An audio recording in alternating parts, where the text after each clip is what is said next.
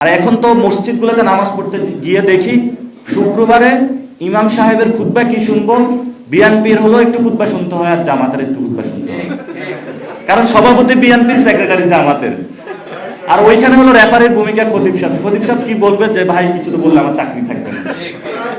এই হলো অবস্থা এখন মসজিদগুলো। আমি গণ অভ্যুত্থানের পরে ওই যে একটা মন্দিরে গিয়েছিলাম, মন্দিরে গেলাম যে হিন্দু ভাইদের সাথে একটু কথাটা তো বলবো, তাদের দুঃখ কথাগুলো শুনবো। মন্দিরে গিয়ে দেখি যে একটা দলের বড় বড় স্পিচ চলতেছে বড় বড় বোর্ডের মধ্যে।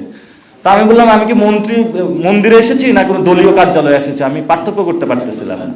তো এটা মসজিদও হচ্ছে, আবার এটা এখন তো মসজিদে গোপন বৈঠকও শুরু হয়েছে। আপনারা মানে উনি রাজনীতি করবে, মসজিদে যায় ইসলামের কথা না বললে ভাই দাড়ি পাল্লাতে ভোট দেন।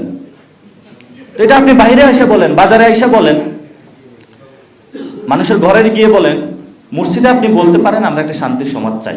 এখান থেকে মসজিদে গিয়ে আপনি দাড়ি পাল্লা, ধানের এই ধরনের কাজগুলো করে আমাদের ধর্মীয় প্রতিষ্ঠানগুলোকে নষ্ট করা হয়।